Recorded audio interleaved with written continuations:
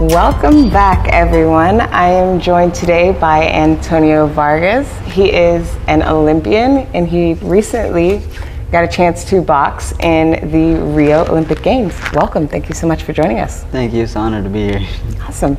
So tell me, we'll jump right into it and talk about Rio, obviously, because that's a huge deal. Yeah. How was that experience? Man, I think, me being, a young man, I think this was the highlight, of my life. Just being able to compete in the Olympic Games, knowing there's millions of people watching me. Yeah.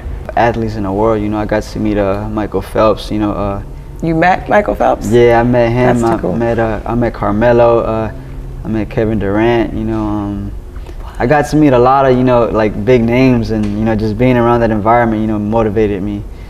That was one of my biggest experiences in life so far. So, what was your training regimen like? What those things? I actually moved to Colorado Springs in January, and I was there for 8 months just training. Wow. At the Olympic Training Center. So, I was away from my family, from my girlfriend for 8 months, just preparing myself for the Olympic Games. Okay, so in doing that, was your training more, how can I say, more extreme there with the other Olympians, or was it kind of just what you had already been doing? Yeah, it was a little bit more extreme, intense. Colorado Springs, high altitude, Yeah. we're over, 6,000 feet in the air. So the training, was a little bit harder. Okay, so going to Brazil, have you ever been there before? No, first time. First time? Oh, yeah, my gosh, that's awesome. When you were there, you stayed at the compound with the rest of the Olympians. Is that correct, or? It was a place called the Athlete Village. It was a part of the city blocked off for only Olympians. So if you weren't part of the Olympic Games, you just could not get in that city. That's crazy. Yeah. That's insane. So besides that, I know you also recently just fought and you got a gold medal. Can you tell me a little bit about that event and all that good stuff? Oh yeah, that was the 2015 Pan American Games. Okay, 2015. Yeah, okay. 2015 Pan American Games. That was like a Olympics just with the North Americas. They had every sport compete, within the North Americas, and I fought against 4 different countries. Oh wow. I fought. My first day I fought Dominican Republic. I fought Puerto Rico my second day. I fought Costa Rica the third day, and I fought Cuba in the finals, which they're one of the best amateur boxers still today. That's awesome. And I probably passed over this, but for those that don't know, he is now a professional boxer, so that's a huge deal. Have you had your first professional bout yet? No, I actually just signed with a promoter called Top Rank. Okay. So I'm gonna be having my first fight most likely in February. Oh, that's awesome. Do you know who you're going to be going up against? No, not yet, Not but yet? I'll find out pretty soon. Good stuff.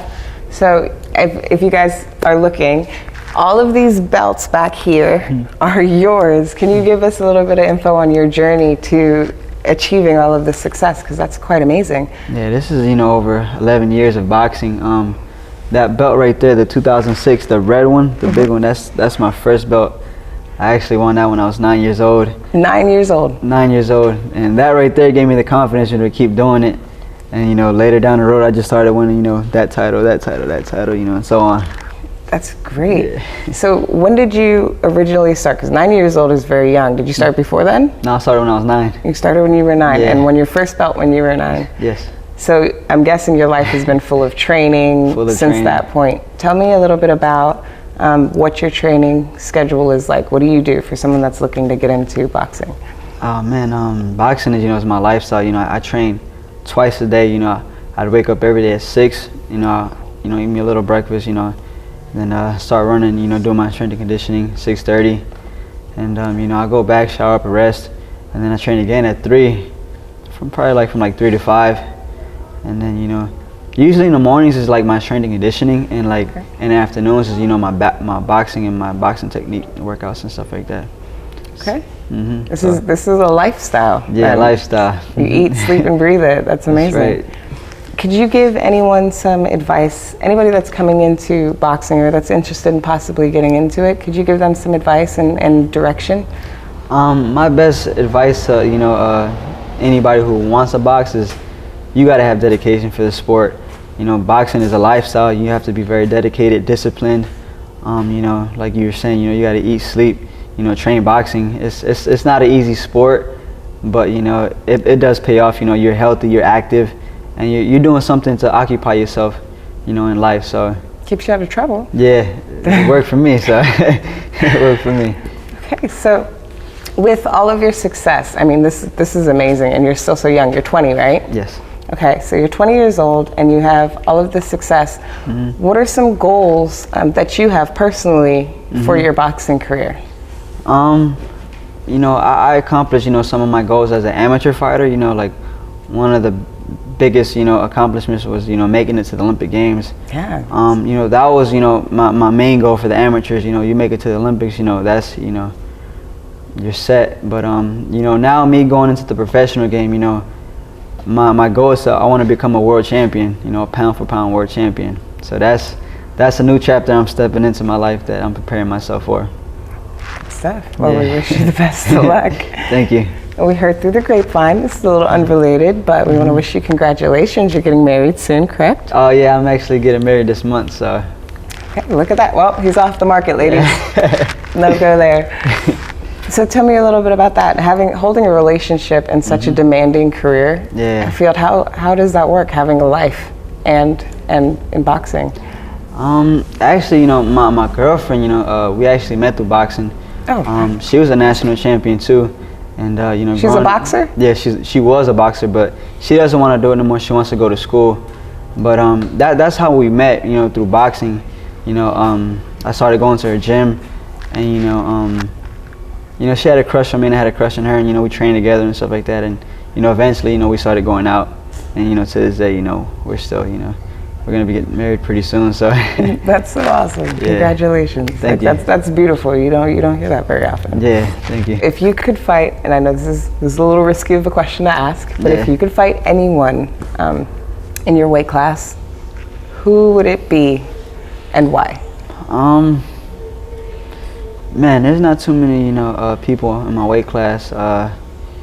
There's this guy. His name is. He's actually the champion at the 114. His nickname is Kid Chocolatito. I would like to fight him because, you know, him being the champion in my weight class, you know, that'd be, you know, somebody I would like to challenge. You know, him being a champion, and you know, I wouldn't want to fight him right away, but eventually, you know, down the line, like 3-4 years from now, I would like to fight him and, you know, become the champion at that weight class. That's pretty cool. Yeah. And what would you say is maybe or who's been your greatest inspiration? Who's pushed you and motivated you to get this far? Because I know you didn't do it on your own. Yeah, actually my father. Yeah? Yeah, if it wasn't for him, I wouldn't, you know, be boxing. I wouldn't, you know, have any desire to do it. But that was a man that actually, you know, influenced me to, you know, push it, you know, to the next level and, you know, to continue with my career. So my father, you know, has had the biggest influence in my life. That's cool. Yeah. And so I'm guessing he was there when you started at 9 years old. What was that conversation like? Were you like, Dad, I want to be a boxer? Or was it just something to occupy your time? Yeah, it was something, you know, he did for me. You know, he put me in boxing to, you know, occupy me. And I never really thought of, you know, doing it as a career. But, you know, over time, you know, he'd be like, hey, let's go here and do that. And, you know, eventually, you know, I just had the desire, you know, to do it myself. And, you know, with him motivating me, that only made me go stronger in the sport. I like that. Yeah. Okay, well, I'd say this concludes our interview.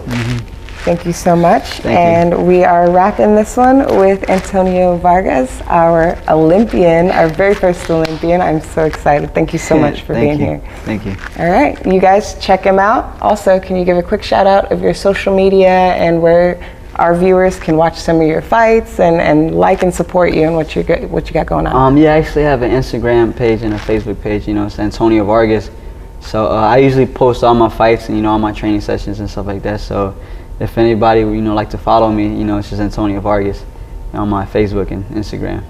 All right, cool. Be sure to follow him, show support, and we're looking forward to seeing all that you do in the future. Thank you. Thank you. Thanks so much, guys.